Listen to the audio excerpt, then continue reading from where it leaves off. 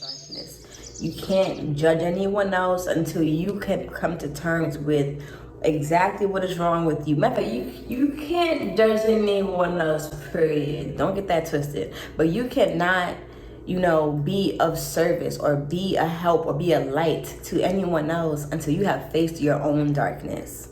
Prayer is often overthought. When it comes to me and the way that I pray and I speak to God, I just speak. I invite you into my space. I invite you into my life. I invite you into this room. I invite you into this video. I invite and allow you to speak through me, to speak to the people that need to hear this message. I invite you to make my words articulate and make them resonate with those who are truly intended to receive this message.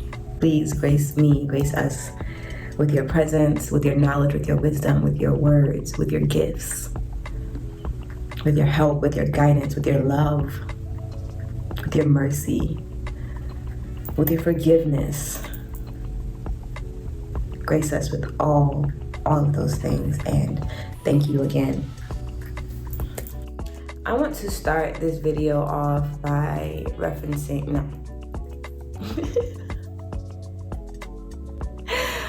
oh gosh, this is hard. This is not hard, this is easy. I want to start this video off by saying that this is not a video about religion. This does not exclude those that practice any particular religion. A spiritual journey is meant to be a personal relationship to any higher power that you may serve or that you may worship or that you may pray to and receive blessings from. It is a personal experience, it is a personal journey that you have that directly connects you to whoever you get your power from. And that does not exclude any religion or any religious practice. And I don't want anyone to feel excluded or to use their religion to bash spiritual practices and a spiritual personal journey to a higher power. If you are able to acknowledge that we are spiritual beings having a human experience, then I think it is fair to say that all human beings are meant to have a personal spiritual journey to connect with a higher power or with higher beings. The term spiritual journey is very vague, it's very thrown around, which is a good thing too. There's nothing wrong with people randomly saying they're on a spiritual journey and doing things that may seem flawed, because a spiritual journey is a lifelong practice, a lifelong process, and it will go on for longer than you think. It's not oh, I'm spiritual now, I'm loving light, I'm great, it's all good. It is more like self-discovery. It is one that brings out the parts of you that are the darkest, and you have to bring light to them. It's the parts of you that you probably buried a long time ago. It is finding your inner child and comforting them and having to unpack, what makes you who you are, what makes you happy, what makes you sad, what makes you mad, and why, and having to heal those things. It's not just acknowledging like, oh, this person slapped me in my face when I was in 3rd grade, and now I don't trust nobody that wears red nail polish because the person that slapped me had a red nail polish, and I don't like that. That's fine. But you have to forgive that person. You have to take time to heal those wounds, so that you're not going on in the world and continuing to give out negative energy based off of that one experience. You don't want to be that person that continues to transmit low vibrations into the universe because of your own personal trauma. It's very easy to feel like we're good. It's very easy to feel like we have it all figured out when we have all our worldly shit figured out. When we have a good job, when we have a man, when we have a car, when we have money, we have vacations, we have all these worldly possessions that make us feel satisfied and fulfilled. But when we look internally and we look at, how fulfilled is our soul, how fulfilled is our spirit, how do we actually feel? Do these things bring us the joy and the peace and the harmony that we want in our lives? And when you really look at it, having worldly possessions will not ever bring you peace. You can be, on an island by yourself that you own and not have peace of mind because you can't be with yourself. And that's never the goal. It's never the goal. It's always the goal to have peace and harmony no matter where you are, no matter what you have. Can you imagine being broke on the street and being completely content? Can you imagine that?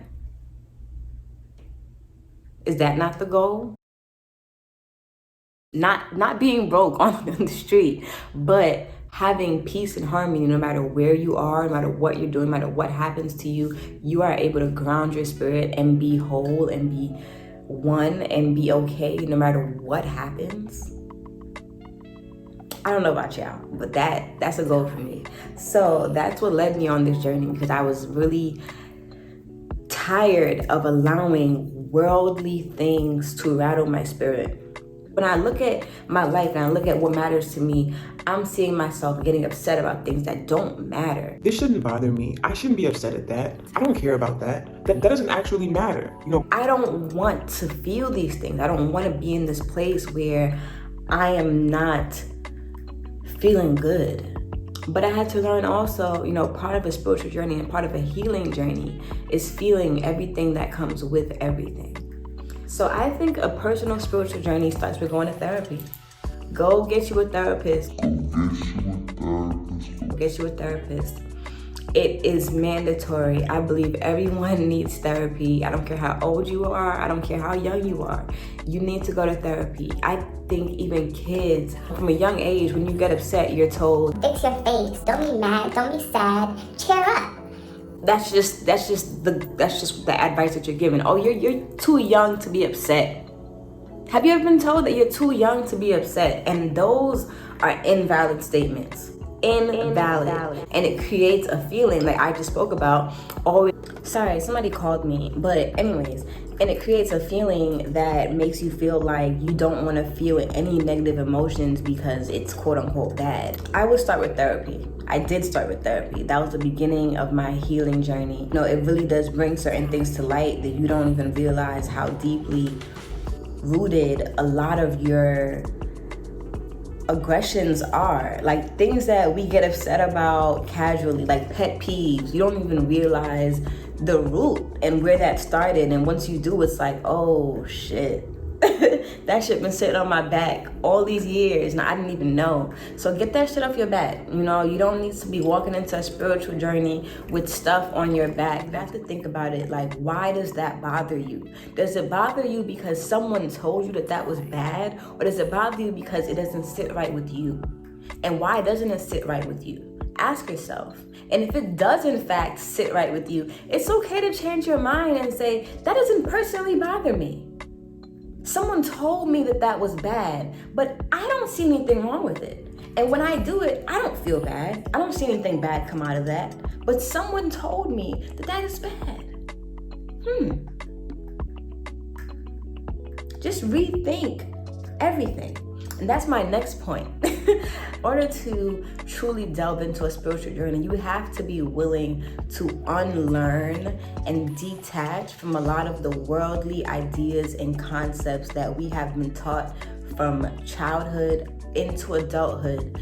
We have to detach from this worldly image of ourselves, of the earth, of other people, and of society. We have to detach from all these ideas that are not true to our spirit and are not true to our nature. And fear. That's the biggest thing. People are living day to day in fear and don't even realize it. They are scared to go broke. They are scared to not find love. They are scared. I'm not gonna stop it there. People are scared of everything. And that is what keeps people in this mental slavery and not having a connection to higher powers, because they are listening to earthly figures. Make a lot of money, work for someone, and you will have it all figured out. Everything will work out if you make a lot of money. If you're successful, you will be okay. It's not true, it's all a lie. Even if you are activated in society and you are working in society, like most of us are, you don't have a choice. It's not like it's optional. But if you are activated in society, you don't want to be someone whose mind is not on an elevated plane, because when stuff starts happening, like Corona, like social justice wars, like spiritual wars, when stuff starts happening, you don't want to be someone being controlled by the societal narrative of whatever it is. You want to be able to know in your spirit that you are connected to whatever is controlling all of this. and I'm talking about who's really controlling all of this.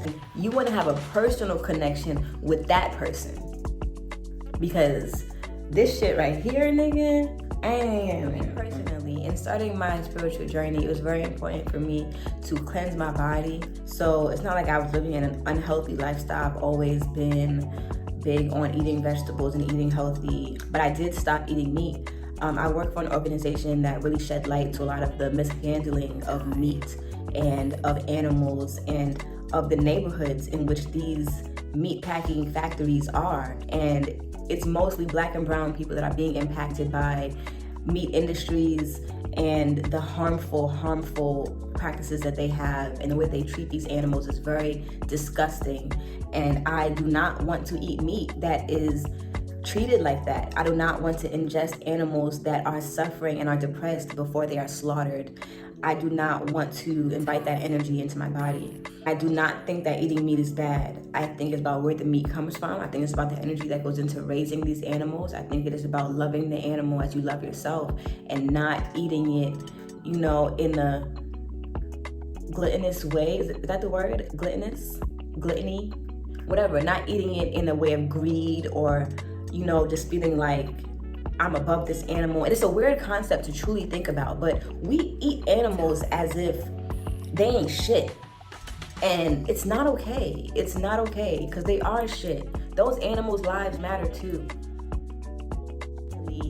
Giving gratitude and showing gratitude and giving attention to things that are not so obvious, like walking past a tree and literally smiling at it. Like, it sounds weird, but that's giving intention to a spiritual journey. When you think about the fact that, like I said, we are spiritual beings having a human experience. Can you imagine all the other spiritual beings having other types of experiences out there? All the spiritual beings having a plant experience. All the spiritual beings having a freaking roach experience. All the spiritual beings having a bird experience. We are all spiritual beings, and no particular species on this planet is beneath the human.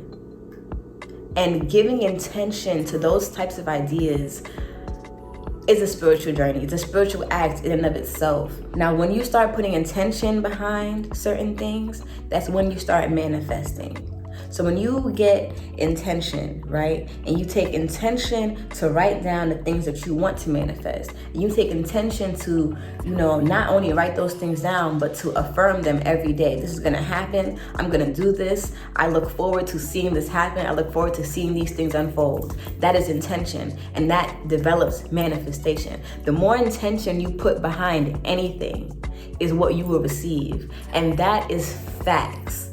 Every intention that you put out into the world will come back to you in some way, shape, or form. Everything is energy. And for me personally, once I learned that, it changed my worldview on everything. Everything is energy. So if you put out energy, you get energy back. Whether that be negative energy, positive energy, it depends on how much you put out. Nothing exists physically until it is... Nothing exists physically until it is thought of. Nothing.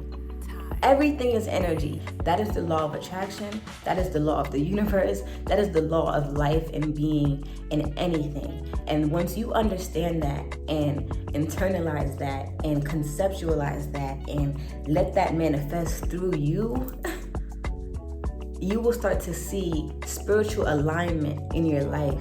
You will start to see things just falling into place because you are putting out the energy that you want. You're putting out the energy that you hope to attract, and that energy will always come back to you. That's why they talk about karma. It's all energy. I'm out of here. My last point is gonna be listening to your spirit.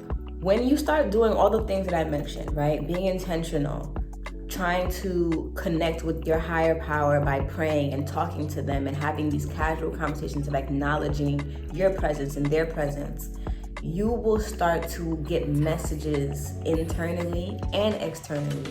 You will start to feel certain things. I'm talking about intuition. I'm talking about that gut feeling. I'm talking about when you know, you know.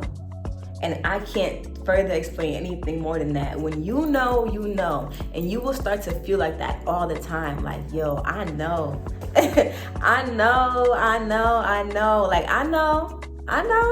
And you will get that all the time, and it will come to you in all kinds of ways. It comes to you in TV, it'll come to you in conversations, it'll come to you on social media. It will come to you, and the messages will not stop coming. And the more intention you put behind, the more you will manifest the answers that you seek, the more you manifest the relationships that you seek, the more you will manifest the love that you seek, the more you will manifest the peace that you seek. You will manifest everything that you seek with the more intention and positive energy that you put out into the world, into your body, into everything. If you start doing this work and you lose something, do not jump to thinking that it's bad. The plan could be for you to lose that relationship. That could be the plan. That's the plan. Don't take it as a bad thing. You have to weigh the positive and the negative energy from these things. And if the negative energy does not outweigh the positive energy, you have to try to change the way that you think about what is good and bad. Because we are always fighting to hold on to things that we think we need, that we think are good for us. And we don't even know how that thing may be draining us, how that thing may be holding us back or holding us down. And we need to just let it go and see what can happen. Because you don't even know. You don't even know. If you lose your job tomorrow, you don't even know what could happen next week. Meanwhile, you upset trying to get this job back. You got the job back, and now you will never get what was coming to you next week. Not never, but it will be delayed. And a lot of us delay our blessings by not listening to our spirit, by not being in tune, by not being conscious about accepting all trials and tribulations that come with our journey. And not everything that happens that is quote unquote bad is bad for you. Yes, we are taught that when we feel negative emotions, that is bad. That is not true. When we feel negative emotions, it is because we need to detach from certain things that have happened to us. No, like I said, everything starts with a thought before it is physically manifested. It is a thought. So you have to know that you are powerful. You have to know that you will heal everything that bothers you. You have to know that you will receive spiritual messages. You have to know that God will speak through you. God will speak to you through all kinds of things. God will get you in line with your purpose, with your passion. God will do these things for you. You have to know it. You have to write it down. You have to be intentional about it. You have to thank him for it. You have to thank the trees. You have to thank the air. You have to thank everything. Thank everybody. And when you start doing these things, Spirit, God, they see you and they honor you. And when you start just sitting there and being, you get downloads, you get blessings, you get love, you get light. Like you get it. You get it. And it is the best feeling in the world. And I want that for all of you. I would like to see you all embrace a spiritual journey that is personally satisfying to you, that makes you feel so fulfilled that you don't need to have a single worldly possession to satisfy your spirit, that makes you feel so whole and so full that it don't matter what size you are, what color you are, what you got on, what you don't got on, that you are completely satisfied with whatever you are being in that moment. And that you are always comfortable being authentically and personally yourself. It's hard out here being a human, and you want to make sure that while you're in this human experience, that you are having the most optimal experience as possible, and that you are in tune and in line with everything that is available to you. So with that, love and light, everyone. Peace and blessings, all good things. And I hope that you enjoyed it.